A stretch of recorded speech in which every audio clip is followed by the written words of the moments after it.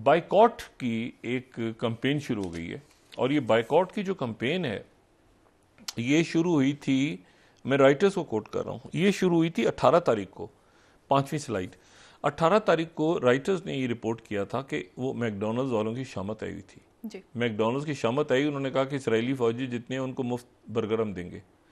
वो 5वीं slide, free meals उन्होंने कह दिया 18। वो दिन है, उसके बाद जनाब वो कभी कोवैत का मैकडॉनल्ड उनको खाने दे रहा है फ़लस्तीनियों के लिए, $2,75,000 के खाने इन्होंने भेज दिए हैं मैकडॉनल्ड्स कतर वालों ने। लेकिन वो मैकडॉनल्ड्स जो है उसकी कहीं बेचारे जो है ना मैकडॉनल्ड्स वालों की शामत आई हुई है और उसमें वो मतलब है कि लोग लगे वो पीछे कि तुमने कैसे ये कहा कैसे कि ये जो है ये हम इनको खाना देंगे, हम इनको बर्गर देंगे, फ्री बर्गर। और फ्री बर्गर के ऑफर करके मैकडॉनल्ड्स उस दिन से लेके आज तक मैकडॉनल्ड्स जो है अपनी सफाइयां पेश कर रहा है। लेकिन हैविंग सेड इट, जो टर्की है, टर्की में आज उन्होंने, और ये पूरी दुनिया में शुरू हो गया, उन्होंने टर्की में स्टार्ट किया कि बाइकॉट, 4थी स्लाइड से मैं कोट कर रहा हूँ क्योंकि ये खबरें ऐसी हैं कि जरा मार्केट के हवाले से हैं। Boycott of Israeli goods across Turkey, ये उन्होंने पार्लियामेंट में से चीज़ें उठानी शुरू कर दी, कोक और बाकी जो ड्रिंक्स और बाकी, और वहाँ पर जो है ये उन्होंने कहा कि ये जो है ये बाइकआउट उन सारी चीज़ों का जो इसराइल से, कुछ इसराइल से ताल्लुक है, कुछ अमेरिका से, मुझे नहीं, ये कुछ मेरा ख्याल से अमेरिकन ब्रांड्स है। बहरहाल उन्होंने बाइकआउट की कंपेन शुरू कर दी और ये जो है ये अब बाइकआउट की कंपेन शुरू कर दी और वो ये यहाँ पे जनाब लिस्ट आनी शुरू हो गई कि उसमें क्या क्या है जनाब। उसमें प्रिंगल्स वालों की शामत आ गई, वो प्रिंगल वाले उसमें जो है वो मैकडॉनल्ड्स, नेस्कैफे, अब ये इसमें से बहुत सारी प्रोडक्ट्स तो जो हैं वो अमेरिका की हैं, लेकिन बहरहाल इनके बाइकआउट और कॉफ़ी मेट और ये और वो सारा, तो ये सारा शुरू हो गया। और ये जो है ये इसलिए शुरू हुआ क्योंकि वहाँ पर मैकडॉनल्ड्स ने शुरू कर दिया था कि ये इनको खाना देना शुरू कर दिया था इसराइल, उसके नतीजे में ये बाइकआउट, अच्छा इसराइल का बाइकआउट कर दें और अमेरिकन प्रोडक्ट्स का बाइकआउट करें और ये सारा शुरू हो गया। लेकिन दूसरा इसके आगे फिर किस्सा आगे भी गड़बड़ी हुई। दूसरी गड़बड़ ये हुई कि हूतीज ने फिर मिसाइल दाग दिया।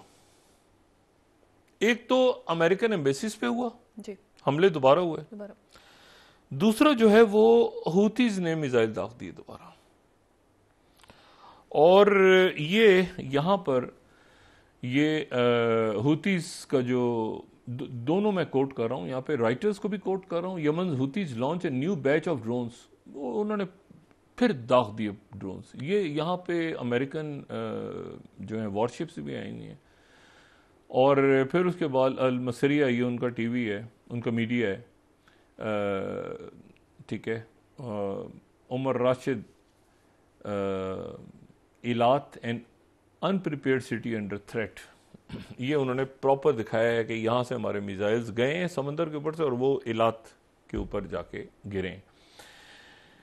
राइटर्स ने 15वीं स्लाइड राइटर्स को भी कोट कर देते हैं कि यमन के हुतीज ने, और ये बहुत आज तो बहुत मारे इन्होंने, आज तो इन्होंने पूरा वो चला दिया ना पूरा, यानी बहुत अमेरिकन ने क्या कि वो अभी तक खामोश हैं, लेकिन ये सेक्रेटरी ब्लिंकन के दौरे का असर हुआ है कि उसके बाद ये हुआ है। अब मैं इसको क्या कामयाब दौरा कहूंगा, ये तो बहुत ना अजीब व गरीब किस्म का दौरा है। अच्छा, यहां से पहुंच गए वो G7 के इजलास में, टोक्यो में पहुंच गए। अच्छा, वहां ये जो है ना, ये जो G20, ये G7, ये जो इंडिया में हुआ था अभी, या इससे पहले इंडोनेशिया में हुआ था, या G7 के इजलास, वो लोग बेजार आ गए हैं। ये जापान और साउथ कोरिया और फिलिपीन और इंडोनेशिया, इंडिया मुझे नहीं पता कि इंडिया में क्या सेंटिमेंट्स हैं, लेकिन मेरा ख्याल में वहां पर भी सेंटिमेंट्स होंगे कि बजाय इस रीजन को डिस्कस करें, वो पहले यूक्रेन आ जाता था, अब गजार है। देखें ना, मतलब पहले यूक्रेन G20 के ऊपर आ गया, मतलब इंडोनेशिया में तो इंडोनेशिया की बात करें, वो कोई उधर के इंडो पैसिफिक की बात करें, कोई और बात करें, लेकिन अब ये कि यहां पर भी पहले भी यूक्रेन यूक्रेन यूक्रेन चल रहा, अब वो गजा आ गया है और गजा तो बहुत ही ज्यादा ऊपर आ गया है। लेकिन फड्डा क्या हुआ है, वो G7 के मुल्क लड़ गए आपस में, उधर यानी secretary Blinken G7 Europe, proper पुराना यूरोप, पुराने अमीर मुल्क, जिसमें कोई सऊदी अरब नहीं है, जिसमें कोई चाइना नहीं है, जिसमें कोई मतलब और कोई नहीं है, वो पुराने, ठीक है, इटली, फ्रांस, ये वो सारे जो एक जमाने में हुआ करते थे।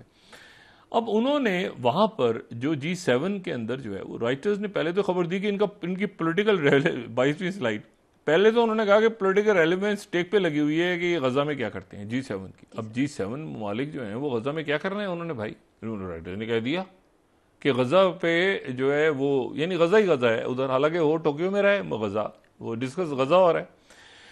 और फिर उसके बाद जो है वो वहां पर एक और तमाशा हो गया। अब इस सेक्रेटरी ब्लिंकन के साथ जो है कुछ अजीब ही तमाशा हो रहा है। ये जहां जाते हैं लोग पहले से वहां तैयार खड़े होते हैं। तो अब जनाब ये 23वीं जो स्लाइड है, Asahi Shimbun, protesters in Japan demand end to Israeli strikes in Gaza. वो जापानी निकल के आ गए, वो तैयार खड़े थे ब्लिंकन का इस्तेमाल करने के लिए। अब यानी एक अजीब मुसीबत, तुर्की जाओ तो तुर्की में खड़े हैं, उधर जाओ उधर खड़े हैं। जापान गए, उन्होंने कहा चलो शुक्र तो शुक्र है खुदा का, जापान आके सुकून के साथ टोक्यो में घूमूंगा मैं, यहाँ पे उधर फिर खड़े हैं टोक्यो वाले, ये इसराइल की ऐसी की तैसी, ये बंद करो, इसको कहो कि बंद करें। और साथ ही फिर उसके बाद जो है वो दूसरी जो चीज वहां पे हुई कि इख्तलाफात सामने आ गए। ठीक है, अच्छा इससे पहले भी हुआ था, पहली तारीख को भी हुआ था। ये अगर 24वीं स्लाइड देखें ना, वो पहली तारीख को तो वो इजरायली एम्बेसी पे नहीं, ये अभी मेरे ख्याल से आज ये कल में ही वो इजरायली एम्बेसी पे घुस गए थे। ये जापान में, ये मैं किसी मुसलमान मुल्क की बात नहीं कर रहा हूं, जापान में वो इजरायली एम्बेसी पे घुस गए थे। 24 स्लाइड अगर हम दिखाएं, वो घुस गए थे इजरायली एम्बेसी पे टोक्यो में जी। ठीक है, अब मसला ये है कि उसके पास उन्होंने बड़ी तादाद में जमा उमा होके नारे, वो इसराइली सोच रहे हैं ये जापानी कहां से आ गए हैं बीच में, ये कहां, इनका क्या ताल्लुक है। पूरी, मैंने कहा पूरी दुनिया में, ये क्रिश्चियंस हो, ये सिख हो, ये मुसलमान हो, ये इवन हिंदूज हो, ये मैं इस वक्त जो पॉलिसी है मैं हमेशा सेपरेट करता हूं उसको इंडियंस के साथ, इंडियन फॉरेन पॉलिसी को इंडियंस के साथ में सेपरेट करता हूं। ये जो मोदी सरकार की पॉलिसी, इसको इंडियंस के साथ कभी नहीं मिलाना चाहिए। बहुत यानी दर्द दिल रखने वाले इंडियंस हैं जो बहुत ज्यादा, जिनके अंदर ये बात है कि जी ऐसे मौके पे हमें ये नहीं करना चाहिए था जो हम कर रही है हमारी सरकार। अच्छा, अब जनाब तो वो उधर आपस में फड्डा पड़ा हुआ है G7 पे, और G7 पे फड्डे का लेवल ये है कि अगर मैं वहां का मीडिया को दिखाऊं तो वो ये जो 20 स्लाइड है, वो जो कॉइन है वहां का जापानीज, तो वो ये कह रहे हैं कि जी ब्लिंकन G7 यूनिटी एक चाहते हैं कि जी एक क्राइसिस हैवी ग्लोबल एजेंडा लेकर आए हैं, लेकिन वो चाहता, और लेकिन उसके आगे क्या लिखा हुआ है, this is very important moment as well for G7 to come together in face of this crisis. एक क्राइसिस कौन सा कराए, यूक्रेन को दफा करें, ये गजा वाला, ठीक है ना, एक आवाज के साथ हमें आना चाहिए। उन्होंने प्राइम मिनिस्टर कशीदा के साथ बात करते हुए कहा।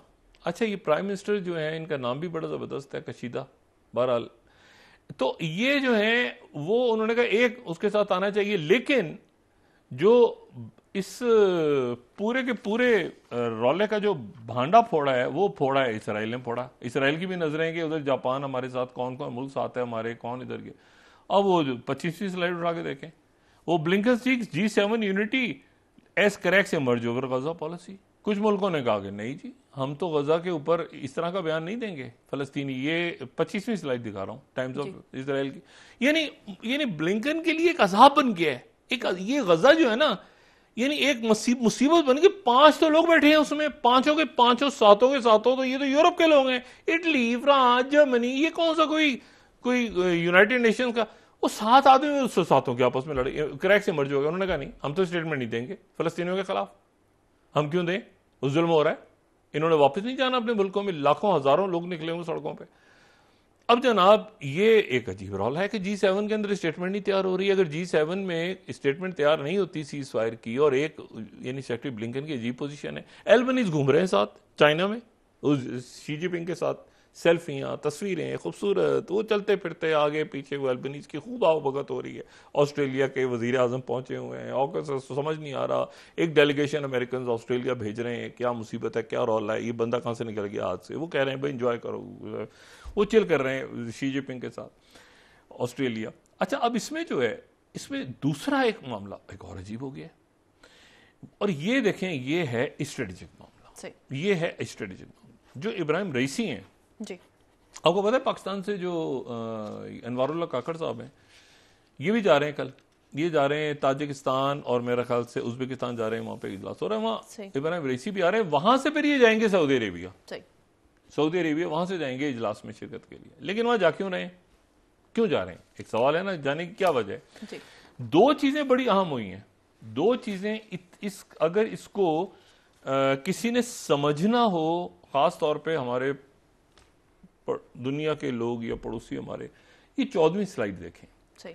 ईरान उज्बेकिस्तान, इसको नाम पढ़े गौर से, Iran Uzbekistan Turkmenistan and Turkey, Iran Uzbekistan Turkmenistan Turkey form transport corridor. ठीक है जी। अच्छा, ये जो ट्रांसपोर्ट कॉरिडोर है, इसको अगर नक्शे पे हम देखें तो ये इस तरह से बनता है, यानी ये नक्शा जो है, ये ईरान उज्बेकिस्तान तुर्कमेनिस्तान और टर्की, ये जो है ये ट्रांसपोर्ट कॉरिडोर बना रहे हैं। आगे जाके इसमें काजाकिस्तान भी शामिल होना चाह रहा है, काजाकिस्तान भी शामिल हो जाएगा। अच्छा, कल काजाकिस्तान जा रहे हैं ये हमारे प्यूटिन साहब, प्यूटिन कल काजाकिस्तान में होंगे, काजाकिस्तान भी चाह रहे हैं। इस मैप को अगर हम दिखाएं ना, दूसरा ये वाला मैप जो है, तो इस मैप के अंदर हमको, इस वाले मैप में ये जो अगर बड़ा मैं, हाँ, तो इसमें हमें वहां से काजाकिस्तान भी घूमता नजर आ रहा है। लेकिन इसमें जो कमाल की बात ये है कि इसमें ईरान भी, तेहरान में, वो चाबार इसमें गायब हो गया। ये मिडिल कॉरिडोर कहलाता है, ये BRI का मिडिल कॉरिडोर है, सही, बेल्ट एंड रोड इनिशिएटिव का ये हिस्सा है, जिसमें इंडिया गायब हो गया। यानी अब ईरान लिंक हो गया है टर्की के साथ। ये अब आप कमाल देखें, Iran Uzbekistan Turkmenistan Turkey, Turkey से सामान जाएगा यूरोप, फारिग कौन हुआ बीच में, चाबहार, यानी चाबहार से ही जाएगा, लेकिन चाबहार लिंक हो गया है ये टर्की, ये बजाय इधर से आर्मीनिया और अफगानिस्तान और ये इधर, ये फारिग हो गए, ये जनाब ये ऑपरेशनल रहेगी पोर्ट, ये उधर से उधर जाएगा, इधर से ये सीपैक से, भाई सीपैक से सामान यूरोप तो नहीं जाना ना, सीपैक तो चाइना था ना ऐसे, तो ये वाला इधर से यूं निकला, ये इधर से यूं निकला, आगे वो आपस में मिल गए सारे। ये अब एक ऐसा मुआहदा हुआ है कि मैंने आपसे वही कहा ना कि हर रोज कोई ऐसी खबर आती है जी, कि जिसमें मैं सोचता हूं कि वो के ब्लॉक में वो क्या कर रहे हैं बैठे हुए, कि अगर टर्की का ईरान के साथ मुआहदा हो गया, बेल्ट एंड रोड में टर्की तो नहीं है ना जी, बेल्ट एंड रोड में टर्की का है, आगे जाके पता चला कि आगे जाके इशू हुआ तो ईरान और ये भी मिल गया, आगे अफगानिस्तान भी मिल गया।